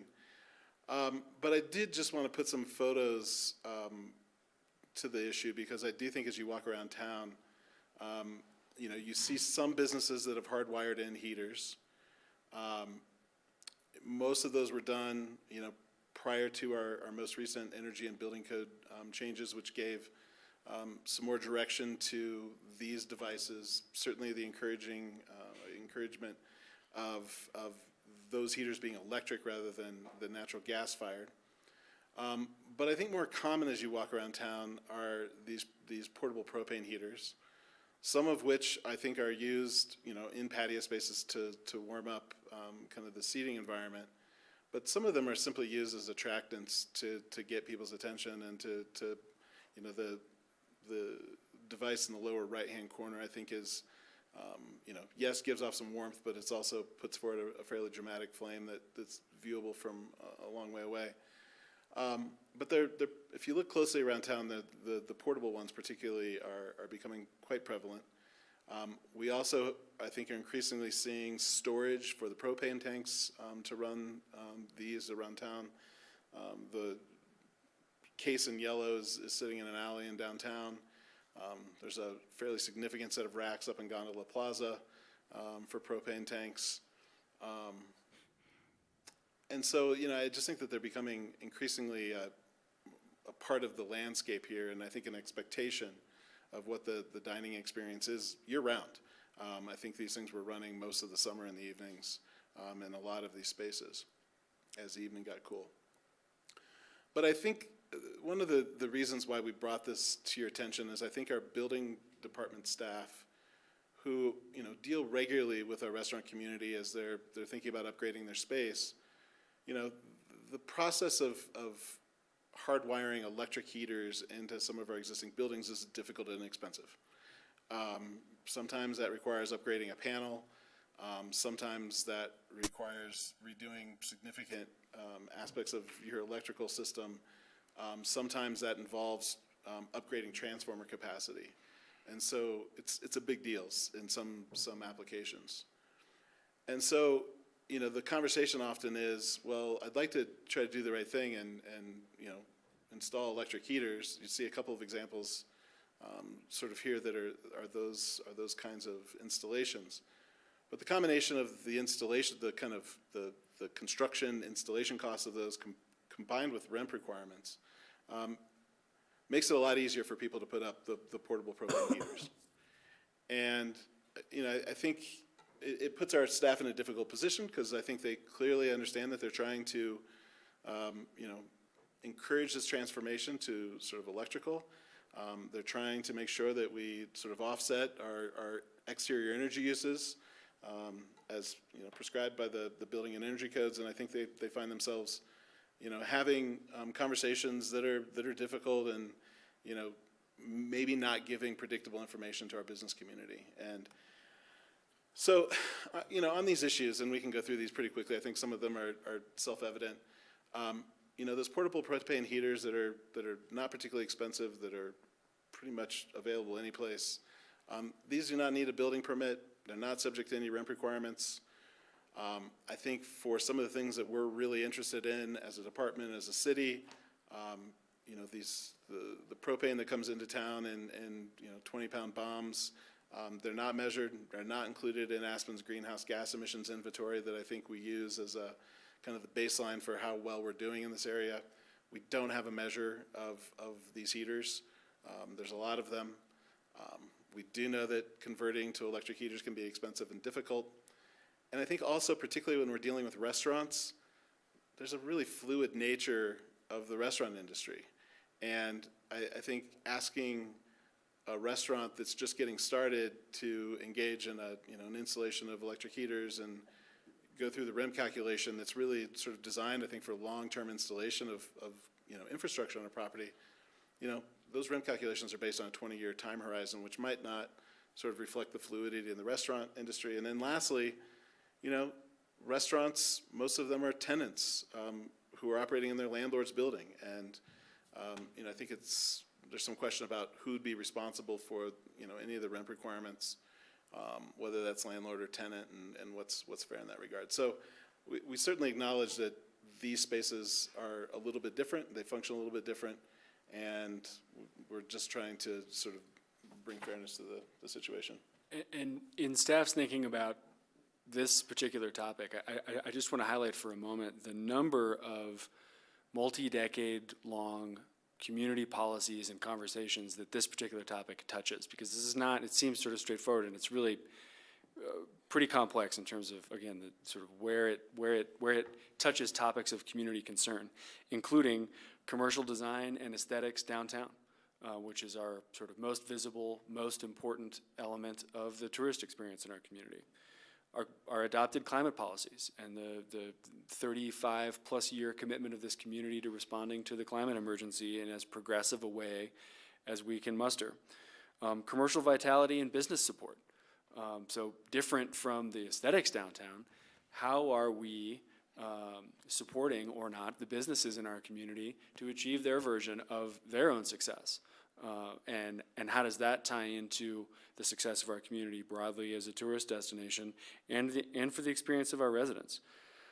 And then finally, predictability and equity in the regulations that our department and this organization is charged with applying to all businesses. And so those are just a sampling of kind of the significant policy conversations we feel like this touches and why we felt like it warranted its own conversation. We have some questions for you, but before I get to those, I wanted to see if there were any questions from council about this topic, or how we're thinking about it, or how staff has been sort of managing the situation over the... Thanks. I just want to point out point number one for council members.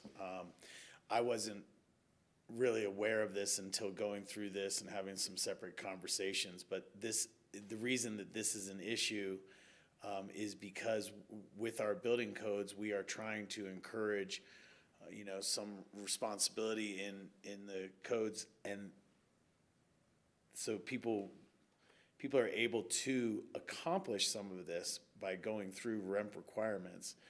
However, the portable propane heaters do not. So I just wanted to, that was something that struck me when I saw it. So I just wanted to call the attention of council members to that first bullet point. Ward, did you have a question here or comments? Well, yeah, thoughts, comments. I would really like to, first question, on incentive, I'm all right to let things ride for the coming winter. But overall, it's a balance between trying to address greenhouse gas, climate change, with sensitivity for the increased costs to businesses. And I think that where there is a viable alternative to natural gas, say infrared, that is 85 to 90% efficient and only heats people and things, that I'd like to see if we can have some kind of incentive for people to move to infrared, and particularly if there is a viable alternative operating costs and expense-wise, that we could retire, say at the end of 5 years, or what the life expectancy is of existing natural gas heaters, and in 5 years that infrared would be the only allowable outdoor heating. But, what Dory brings up is the propane. If we, at some point in the future, want to say the propane heaters aren't going to be allowed, but have that conversation. But,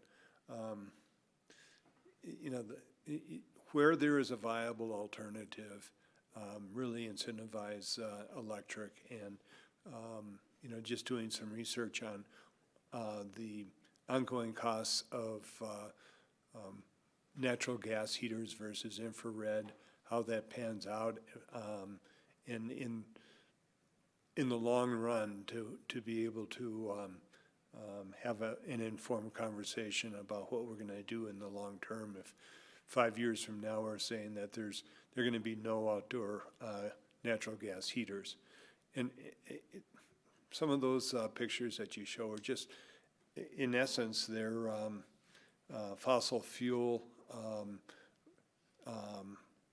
lighting ornaments, ornamental lighting. And if we want to visit that as a use that isn't going to be tolerated or encouraged, or to have a conversation about natural gas propane ornamental heaters. Are the two photos in the upper right corner, the one with the flowers and the one right below that, are those gas or electric? The one on top is gas, the one below is electric. I also believe the one in the lower left is electric, And then the one that's in the sort of hanging in the canopy, kind of in the bottom, kind of center right, that's electric as well, and hardwired. Thanks. Questions here? No question. I just want to make a statement that these outdoor heaters have been one of my pet peeves for a while. And what really bothers me is I don't mind them so much when they're actually warming up people. But what does bother me is when, for instance, I took a photo 2 nights ago, and there are 5 of the largest size in front of one restaurant, and there's not any people present. There's not even a table set up near them. So that's what really draws my ire, is when they're not being used to heat a space where people are, when they're merely for decoration. I also approached some restaurants last winter about, they had their heaters on and nobody was sitting outside, and they said, well, we just turn them on at 5 when we get here, and we don't know if we're going to have customers or not. I don't think that's the way forward that the city of Aspen wants to go either. That's all I have for now. Thanks. Any comments here, Sam? I was going to answer the questions, if that's appropriate right now. For the answer to the questions, yes to the status quo. For number 2, I think this depends on the ability of restaurants to comply, and I would basically suggest that it needs to be worked out with the restaurants to do alternative needs. For number 3, I'm sure it would need to be different, so yes to that. And number 4, yes, this issue needs to be worked on with the restaurants, and the city may need to cough up some money for a change to happen. Thanks. Bill? Thanks. I want to counter Ward and counter sort of the premise of incentivizing electric and talking about electric as a viable alternative.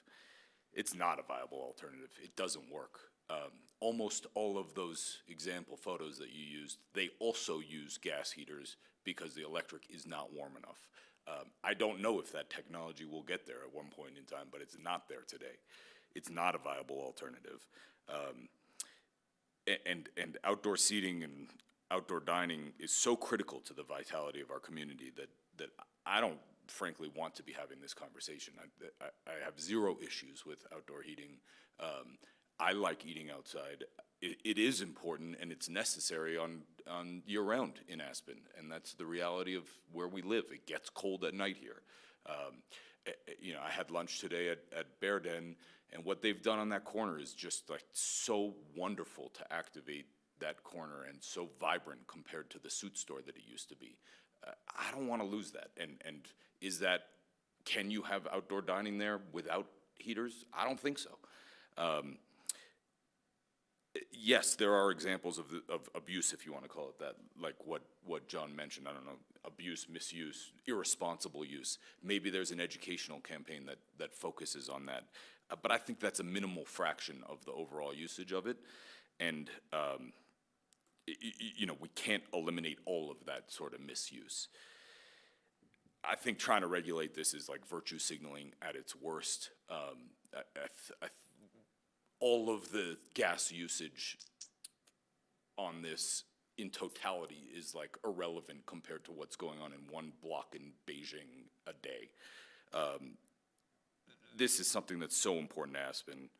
I do not want to regulate it. I think it's a slippery slope, and I appreciate you bringing it to our attention, but I am not in favor of changing anything here. Thanks. I'm not in favor of the status quo. I think we should be moving towards something to eliminate the decorative use of these or the use to heat outdoor space and not people. I'm fine for it moving forward, heating people and heating restaurant space that's being utilized, but I just can't believe that, we're just gonna sit on our hands while it's, some of the BS is going on. I'm not talking about impacting any businesses negatively. I'm just talking about the fact of this responsibility that Bill just talked about. I think we need to do something in pursuit of that. If that's an educational and outreach campaign, that's great. I don't know that that'll get it done. But yeah, I just don't really have much tolerance for for the decorative use of propane heaters, and I would love us to be moving in a direction that that starts tackling that. Long term,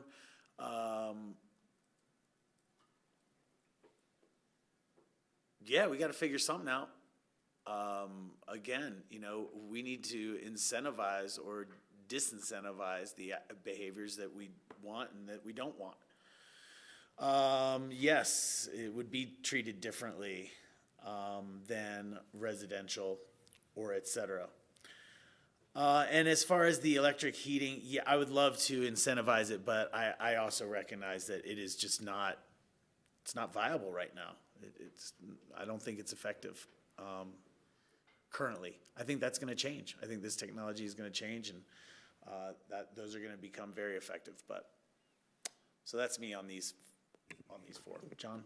Yeah, I'm going to answer yes to all 4 questions, and I think, you know, with this winter being status quo and technology advancing the way it is, we might have a solution by next winter. So, yeah, let's incentivize electric heating, please. And I think going forward that electric heating may well be a viable option with the increased efficiency of infrared heating. So I don't accept Bill's statement that they're absolutely not. I'd like to see information on it and going forward, because we're talking about into the future, and I think that electric heat is becoming more and more efficient, and the infrared just heats people and things, not air and space around it. So I'd like to have a deeper look at it.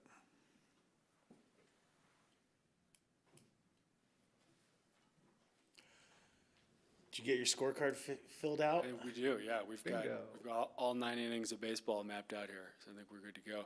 I just want to acknowledge, is that on the presentation? Yeah. I just want to acknowledge a missed opportunity. We were in a meeting on this topic a couple weeks ago where, along with the mayor and some other folks, we were rhyming heating, seating, eating, meeting. There was a robust opportunity at a sort of Dr. Seussian type of presentation here that we just frankly didn't have the capacity to present. And I just want to apologize for that, because it probably could have made it more fun. So, mea culpa, sorry. Maybe one of your dependents could come up with a better. He's on it, yeah. Not like green eggs and ham. You know, I think you're likely going to see some requests for the temporary enclosures this winter on some of your coming agendas. We don't think it's going to be a significant number, but a few likely. And then sometime early next year, we'll come forward with some ways that we might think about dealing with the outdoor heating. You know, I think I certainly get the discussion that was had by at least a couple of members of council about the decorative kind of attractant use of these heaters at the entrances of restaurants and that kind of thing. I will say that, like, parsing that apart from a regulatory perspective, other than an education campaign, is really difficult. And I think that some education, I think, would be good. Some individual conversations would be good, but I don't know that we can come up with a set of regulations that would make sense for this coming winter with the time that we have. But certainly we'll think about that kind of as part of the larger conversation. And I do think that we'll likely come back for council's contemplation. Some way that if we wanted to, for restaurants particularly, for patio spaces, that might contemplate, trying to bring some of these heaters into our rent program, will be something that we'll be asking you to consider sort of first half of next year. Can I ask if you have contacted or have contact information of some restaurant owners? Because I can't stress enough to everyone else's point that I think the restaurants need to be on board with this, and we can't just make this change and then have it ruin their business.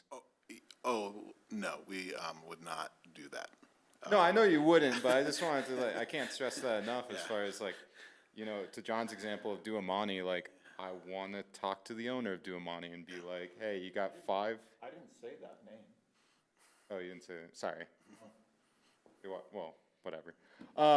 Well, to any business restaurant owner, I would just want to go and ask them, like, hey, you got 5 heaters out front heating nothing. Do you need that? Like, what can we do? Can we change this? Like, outside the confines of council, I just think, like, having that conversation would be nice, because we're talking about this issue without the other side of the table here to defend themselves and why they might need it. And I guess that's the part that makes me uncomfortable, but like something that I really want to work with the other people that are gonna be affected. Absolutely hear that, and staff's sort of top-line recommendation was to maintain the status quo for the winter. We don't want to engage in any policymaking with council that affects the business community without them being involved. And so that's why our position was, let's just keep it even for right now, and it'll give us an opportunity to bring them into the conversation. Okay, great, thank you. Absolutely. So is there a desire, are we looking at an outreach campaign or a messaging of some sort, or no?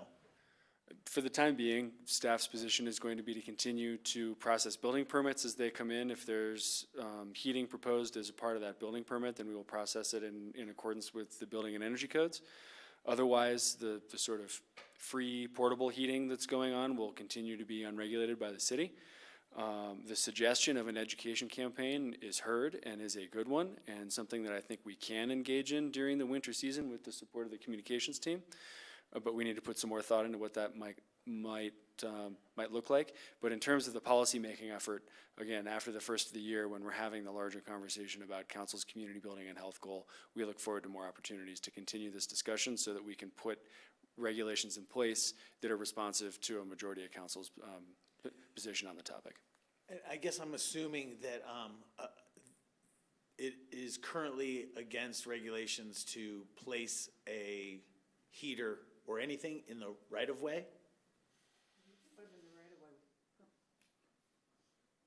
They're permissible in the right-of-way if it's within your leased area of row, so. During the summer, but in the winter, we don't have any right-of-way leases? Anecdotally, we have a few, but they're, I was just trying to think along Main Street, like along the, is it Aquilina? There are no mall leases. I don't think there are Is right-of-way. Aquilina, is that right-of-way fully theirs? I couldn't remember. There's a patio that's private that connects Jing and Aquilina and then blends into the Michola patio, Yeah. which is not dissimilar from the Meat and Cheese and sort of Bear Den, Katie Reed building scenario over there, which also involves Dumani. Mayor Tory, I think to your question, I mean, there are things that businesses put on the approach to their building all the time. And that's certainly a sort of regulatory gray area. We don't allow commercial activities in the right-of-way outside of a leased area. And that's a complaint-based sort of topic that we really don't engage in unless we receive a complaint on it. So is there somebody's, I really like the term attractant. Is there an attractant heater in front of a business that's on the sidewalk? Likely. Is that something we're going to proactively respond to? Not without really clear council direction that we need to take a proactive as opposed to a complaint-driven approach to some of those topics. I think a lot could be accomplished here without thinking about this from a regulatory standpoint. You know, if the biggest issue, which I'm hearing at the table, is sort of frivolous or misuse of these heaters, I think asking the restaurants, don't waste gas, don't be dumb. You know, if you're not heating anybody, you're wasting your money, and it's just sitting there unless you have a good, compelling reason for it. If the attractant, I don't even know the answer. Like, I wouldn't have put a heater there to attract people when I had a restaurant, but maybe they are. You know, if that's their desire, then maybe we can suggest an alternative means. But I don't think we need to be looking at this from a regulatory standpoint. I just think that this is so critical to the vitality of downtown, and I think there's another way to solve for what is perceived as the issues. You know those stick men they have in front of car Exactly, dealerships? yeah. Well, let's do those. There's an attractant that takes electricity. Just saying. We have lots of those around town, and it'd be great. Just a suggestion. Well, so once again, though, what I'm hearing, though, is this winter, we're not there's no direction, or maybe there's no capacity, we're not even gonna reach out to these restaurants. We need to do a little more work on our end, I think, to be ready to do that. We also would probably want to have a conversation about, does CCLC have a role in this conversation and helping facilitate it? With staff, with Emmy as our downtown services liaison. Right on. Okay, well, if the conversation about conversation is gonna keep going, then we'll live with that for today. Progress will be made. Thank you. Thank you, Mayor. and Appreciate you guys. Thanks. Thanks, council members. Thanks, guys. Thank you, GrassRoots. 4 o'clock.